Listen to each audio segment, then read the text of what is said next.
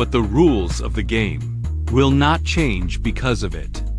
The final whistle sounded, and the host's voice spread throughout the arena. Mr. Leon's speaking time is over. The winner of the game is this lady. With a decisive blow, Ms. Long won the final. She leaned back in the chair, crossed her hands, and smiled lightly at the corner of her mouth, as if everything on the field was under her control from beginning to end. The camera swept over the arena, and Leon froze in place, his face filled with disbelief. Short, expressed his astonishment and confusion. Immediately afterwards, a strong sense of unwillingness surged in Leon's shirt. He clenched his fists, his nails deeply embedded in his palm, and gritted his teeth, shouting softly, "Damn it, it's only a little bit short." He hung his head, his mind filled with the hopeful gaze of Roswitha, the child in her womb. An huge sense of frustration instantly overwhelmed him. At this moment of loss, Leon's gaze subconsciously drifted towards the audience, and his biggest fear was to disappoint Roswitha. Roswitha, sitting quietly in the audience, gazed at him with gentle eyes, without any blame, only full of tolerance and heartache. Leon's heart suddenly contracted, and his inner voice was incredibly firm. No, we can't let her down. He was aware that Yulu Longfruit only had miraculous effects on pregnant women, and was the ultimate treasure that could protect Roswitha and the child Safety. For the sake of his wife and children, he must obtain this dragon fruit no matter what. Leon quickly adjusted his state, suppressed his disappointment and unwillingness, and rushed towards the mysterious dragon lady who had just won the game and was preparing to leave with a gift box. The lady stopped in her tracks and turned to look at him, rushing over, with an expected smile flashing in her eyes. Leon stood in front of her, bowing slightly with a tone of final sincerity and desperate hope. "Madame, the first prize Yulalong fruit only works for pregnant women. If you don't eat it, can you sell it to me?" He has even made up his mind to get this dragon fruit, no matter what price the other party offers, even if he exhausts all his savings. Upon hearing these words, Miss Mysterious Dragon slowly looked up, her red-framed glasses under her wide-brimmed hat shimmering with a faint light. She looked at Leon, whose eyes were so eager that they turned red, and a thought-provoking smile curved her lips. "I did come to the competition for fun, and Yulu Longguo is of no use to me either." In a simple sentence, Leon's heart instantly reached his throat, and he held his breath waiting for the next words. But in the next second, his request was pushed back by the other party swords, and the air instantly froze. Ms. Long was holding the gift box of dragon fruit, her tone still playful. "But why should I sell it to you?" Leon's emotions were completely unsettled. "My wife is pregnant with a second child and needs this fruit to nourish her body. This can be critical to the lives of several people." Ms. Long's red eyes narrowed slightly through the lenses, and her tone was deliberately surprised. "Oh, second child." She looked at Leon up and down, with a hint of teasing in her tone. "It seems that you love your wife very much. Are you willing to come to me like this for her?" Leon almost shouted out, his eyes filled with unquestionable determination. "That's right. I love her so much." As soon as he spoke, Roswitha, who had come over, heard him attentively. Roswitha stood at the edge of the arena with a bag of clothing supplements, her face filled with shock and emotion. Her eyes slightly reddened, and she listened to everything word for word. Ms. Long looked at Leon's excited expression, then glanced at Roswitha in the distance, and the smile on her lips gradually softened.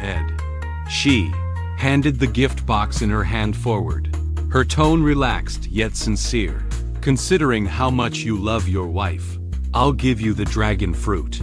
Leon was completely stunned and instinctively took the gift box. The cold body of the box touched his palm, but he didn't react for a long time and stuttered, "Ah, thank you." The fierce competition for the jade dragon fruit did not end in a cold deal, but was gently resolved by a deep love. At this moment, Ms. Mysterious Dragon turned her head to look at Roswitha beside her, raised her hand to support her wide-brimmed hat, and smiled softly. "Did you hear that? He said he loves you very much." As soon as the words fell, she took off her wide-brimmed hat and sunglasses, and the magic of disguise dissipated instantly. Her original blonde hair underwent a revolutionary change. A head of fiery red hair poured down her shoulders, shining brightly in the sunlight. She took off her glasses and revealed ruby eyes just like Roswitha, with a hint of mature charm and sharpness at the corners of her eyes. She looked at Rositha, who was standing still, chuckled softly, and said, "Congratulations on having a second child, little sister." At the moment when the lady true form was revealed, Roswitha's pupils shrank suddenly and her face was filled with disbelief. She was stunned for 2 seconds, then suddenly rushed forward, shouting loudly, "Sister!" Warm yellow light falls from the chandelier, and the air is filled with a strong aroma of coffee. Outside the window, the dragon maid gently pushed the steaming hot coffee in front of several people, and the cup collided with the plate, making a crisp sound. Malkivi sat on the sofa with a somewhat serious expression, looking at the young couple sitting straight and nervous across from her, as if they were about to undergo a serious interrogation. Until the maid turned around and left, the private room became completely quiet. Malkivi, with one hand dragging her chin and the other stirring her coffee, looked up at Roswitha and slowly spoke. "How many months have it been?" Roswitha sat up straight and obediently answered truthfully, "It's been 2 months." Malkivi put down her coffee spoon and said, with a hint of dissatisfaction, "Why didn't you tell me?"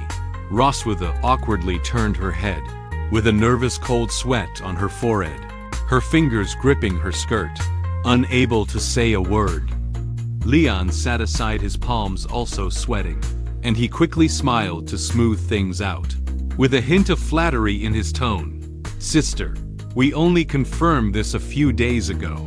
As he spoke, he nudged Ed Roswitha beside him and squeezed his eyes, saying, "This ISN tabout coming to Sky City today to buy some supplements and have a follow-up. I'll write to you when I get back. Right, wife?" Roswitha immediately understood and nodded in agreement, her cheeks slightly flushed with nervousness. Yes, we still considering whether to write a letter or tell you in person," she said. Malkivi sighed helplessly as she looked at the submissive couple, picked up her coffee, and took a sip. The seriousness in her tone faded away, leaving only her undisguised indulgence. "I thought you were intention ally not telling me." After hearing this, Roswitha and Leon looked at each other with an embarrassed smile, but roast at the same time. "I'm afraid you are too excited to spread the word around, and then all the long you will know." The atmosphere completely calmed down, and Roswitha's curiosity was aroused. She leaned over to her sister and asked with bright eyes, "Sister, what are you doing in disguise at Sky City today? Are you really here to participate in the competition?" Upon hearing this, the smile on Malkivi Dragon's face slowly faded, and her fingers holding the coffee cup tightened lightly. Her expression became extremely serious, and her tone also became solemn. the leader of the Wind Dragon clan personally, wrote a letter inviting me to come a few days ago, saying that there was an important matter to discuss regarding the latest developments of the Red Flame Dragon King Constantine.